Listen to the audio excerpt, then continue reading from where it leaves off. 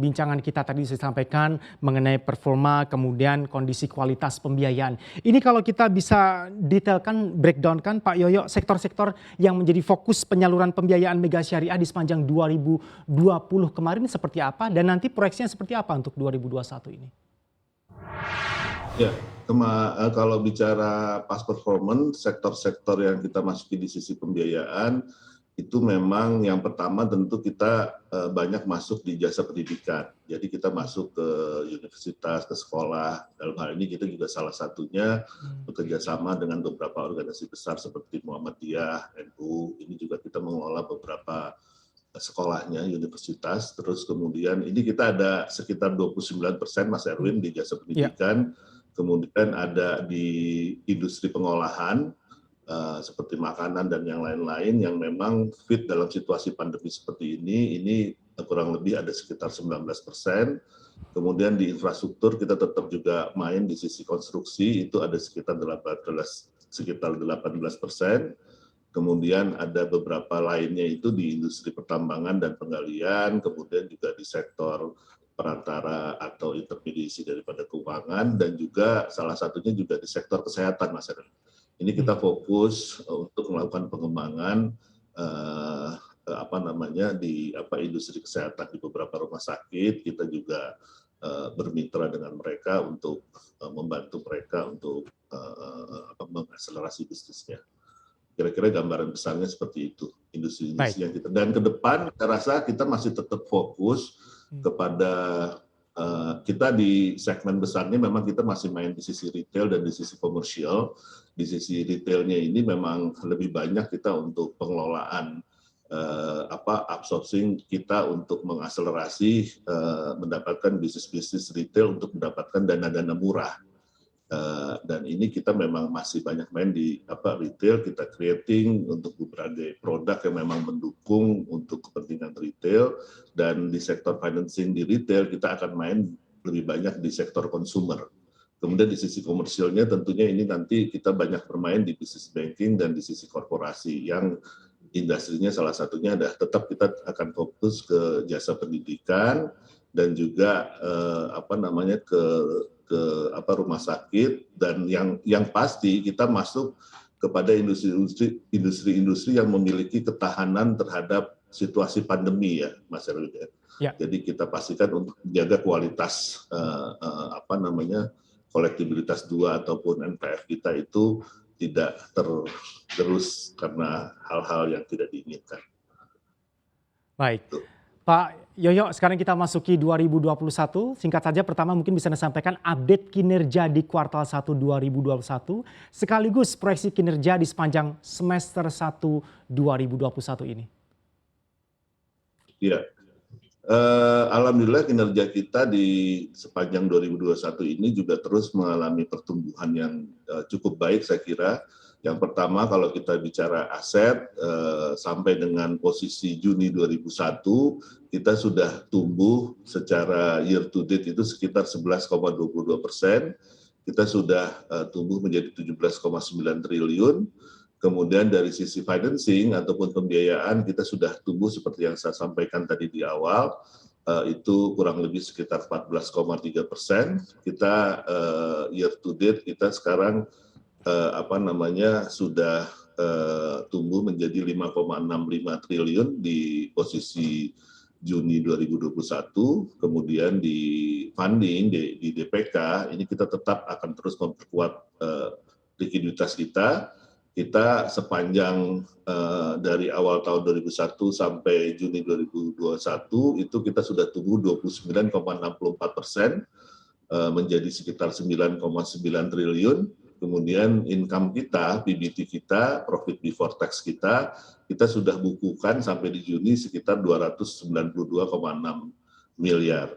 Nah ini akan diharapkan akan terus berlanjut pertumbuhan ini. Kita masih akan kejar di sisi pembiayaan itu sekitar 6,3 triliun, mudah-mudahan sampai ditutup di akhir tahun 2021. Kemudian kita kalau bicara DPK, insya Allah kita akan tutup di 10,3 triliun, sehingga pertumbuhan year on year akan sekitar 25%.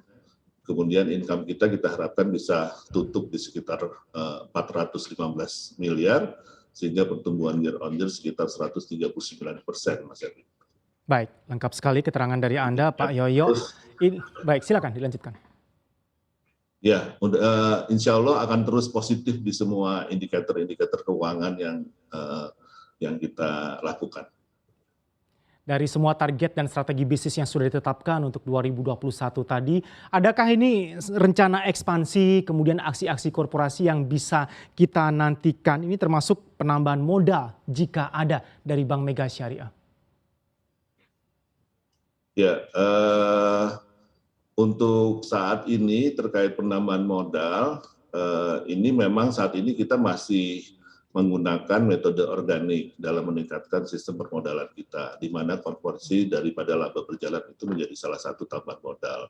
Memang nanti ke depan tidak menutup kemungkinan memang Bank Mega Syariah akan segera melakukan penambahan modal secara anorganik ya, seperti IPO, ini mungkin salah satu alternatif yang akan kita lakukan, atau secara organik dalam bentuk suntikan modal dari pemegang saham. Ini sangat mungkin terjadi, saya rasa dengan tingkat kepercayaan pemegang saham kepada kami, di mana dalam situasi pandemi kami tetap tumbuh signifikan, ini memungkinkan untuk pemegang saham juga akan melakukan penambahan modal. Jadi kalau saat ini aksi korporasi belum kami lakukan, direncanakan di tahun ini masih lebih banyak memperkuat infrastruktur saja.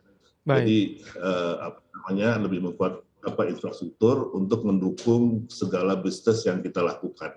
Jadi sustainability bisnis yang akan kita butuhkan untuk lebih memperkuat bisnis-bisnis kita di masa yang akan datang. Ya. Sebagai penutup Pak Yoyo, visi dan ya. Baik, ini sebagai pamungkasnya, visi dan rencana pengembangan bisnis jangka panjang dari Bank Mega Syariah, katakanlah 5 tahun akan dibawa kemana, karena kita ingin tahu juga seberapa jauh Bank Mega Syariah bisa ikut berkontribusi di industri perbankan syariah secara umum di tanah air. Ya, terima kasih Mas Erwin. Bank Mega Syariah tentunya bertekad menjadi institusi keuangan syariah yang terbaik di Indonesia dalam segi pelayanan, produk, dan juga imbal hasil kepada pemegang saham, serta manfaat yang diterima oleh masyarakat secara luas. Keunggulan tersebut akan dicapai dengan menyediakan layanan jasa dan produk yang terintegrasi. Solusi keuangan juga didasari oleh pemahaman sektor industri yang mendalam yang ditopang dengan kemajuan teknologi, kualitas people, kualitas manusia, dan sinergi bisnis di lingkungan CT Corp yang cukup besar gitu ya. Untuk menghadapi segala macam tantangan di masa-masa yang akan datang. Kemudian visi dalam 5 tahun ke depan tentunya Bank Mega Syariah ini ada 3 pilar utama yang paling penting. Yang pertama adalah nilai-nilai atau prinsip daripada perbankan syariah itu sendiri. Kemudian juga dari sisi security atau keamanan, kita akan orang lebih tenang melakukan investasi di Bank Mega Syariah karena keamanannya cukup dan sangat baik. Kemudian pilar yang berikutnya adalah kekuatan kita sebagai bagian dari grup CT Corp. Saya kira masih banyak yang perlu dieksplor di lingkungan CT Corp sendiri. Dan mudah-mudahan nanti brand kita akan semakin baik sebagai syariah bank of choice ya. Gitu. Jadi merupakan salah satu bank syariah yang pilihan daripada masyarakat. Demikian kira-kira. Baik. Pertanyaan tambahan Pak Yoyo, ini pertanyaan dari kita semua. Prospek IPO, ini mengingat belakangan ini kita lihat juga jumlah emiten bank-bank syariah di Bursa Efek Indonesia semakin ramai ini Pak. Dan penerimaan para investor pun juga bertumbuh keberadaan dari industri perbankan syariah. Bagaimanakah dengan Bank Mega Syariah?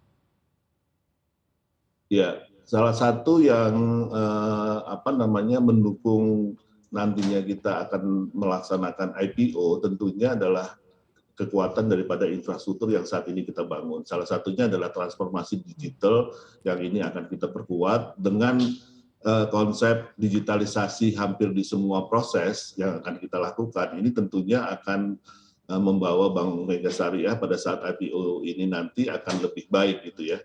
Ini salah satu landasan salah satu persiapan untuk kita mendukung IPO kita pada nantinya. Jadi transformasi digital adalah salah satu kata kunci selain daripada beberapa produk yang terus kita bangun seperti priority banking, wealth management, syariah card, bank S ini juga kita salah satu produk-produk yang kita akan kembangkan di masa depan supaya lebih mendukung bahwa Bank Mega Syariah itu sudah cukup completely well untuk bisa meet dengan ekspektasi beberapa nasabah kita baik di semua segmen ya. Di semua segmen sudah bisa secara digital dilakukan, kemudian juga produknya begitu variatif dan begitu beragam. Gambarannya gitu sih kira-kira kita bisa masuk ke IPO nantinya, Mas Erwin. Baik, tidak ada target spesifik Pak Yoyo, realisasinya kapan kira-kira, mungkin ada tahun dan sebagainya yang bisa kami persiapkan? Didoakan saja mudah-mudahan di 2022 mungkin kita sudah bisa mulai, mungkin nanti pelaksanaannya bisa di 2023 awal gitu kali ya. Baik, kami doakan bersama Pak Yoyo ya. Yuwono Waluyo, Bapak Yoyo, Anda adalah Direktur Utama PT Bank Mega Syariah, eksklusif untuk CNBC Indonesia. Terima kasih banyak sudah banyak berbagi perspektif dan juga informasi bersama tim kami. Wassalamualaikum, kami doakan sehat selalu untuk Anda. Selamat pagi Pak Yoyo. Install aplikasi kami CNBC Indonesia di Google Play Store dan App Store untuk mengikuti perkembangan terkini berita bisnis dan ekonomi.